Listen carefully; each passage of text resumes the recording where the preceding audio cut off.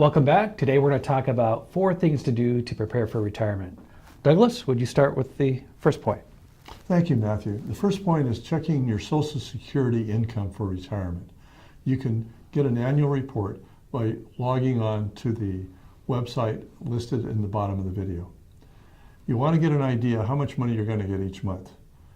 It starts at age 62 and goes up to 70. It increases about 8% a year. Most people don't wait till 70 because if you die, it's over unless you're the surviving spouse. Then you get the higher of the two. But understanding where you are is important. Every month, make sure if you're working, make sure you're paying into Social Security. Some people are self-employed. They will get a 1099.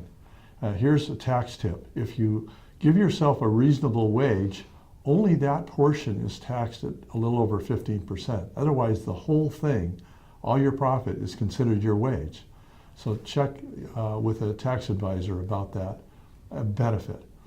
Also, I get a question on occasion, is Social Security underfunded? Technically, it probably is, but I don't see Congress eliminating it completely because that would be political suicide. However, they are changing the rules. It's required to be older as you get it. Now the COLA, the cost of living increase adjustment, is very minimal. Some years it's 0, yet you can check your utility bill and see that clearly inflation is still alive and well. Getting your Social Security retirement figures in order and matching it with your pension will be a critical part in being prepared for your retirement. Matthew, how about the second point? Thank you. Second point is you want to maximize your employer's benefits and your personal benefits. By benefits, I mean insurance and retirement options. So I'll start with employer retirement options, your 401k. We often run into people that have the ability to participate in a 401k, but they don't for whatever reason.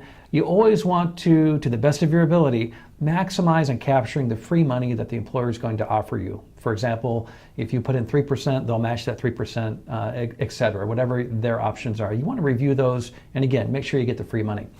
In addition to that, you want to also consider doing your own individual IRAs.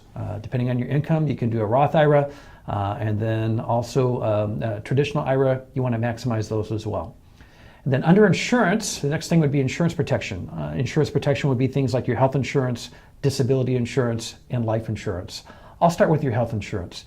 Health insurance through your employer, often many employers will offer multiple plan offerings like a PPO option or a HMO option, or they'll all offer like a low deductible plan and a high deductible plan.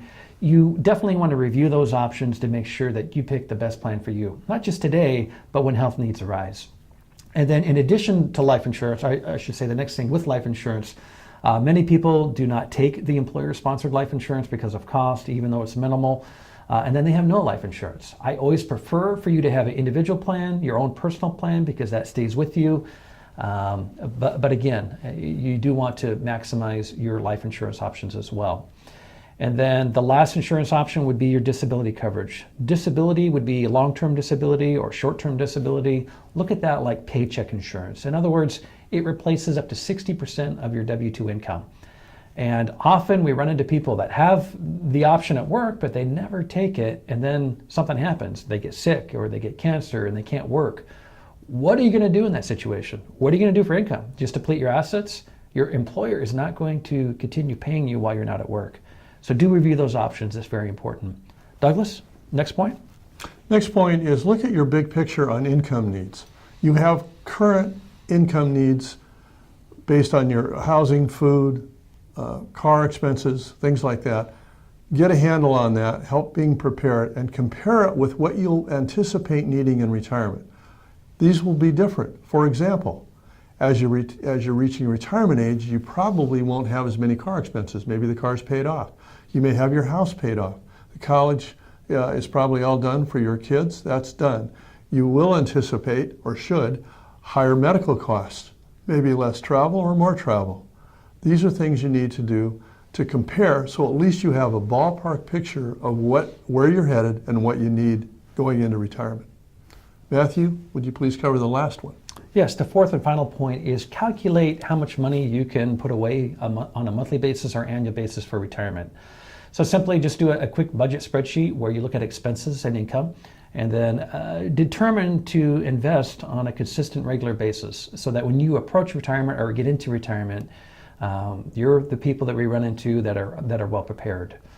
In addition to that, you want to make sure that the investments that you're in today are risk appropriate for your risk tolerance. Often we find conservative people in aggressive funds and aggressive people in conservative funds. Just make sure that on a regular basis you're reviewing your funds to make sure that they're appropriate for you. Thank you for watching the channel. If you do like the channel, please hit the like button and subscribe. Douglas, before we go, is there anything else that you would like to say? Be prepared to make it last. Thank you for watching. There you go. Thank you.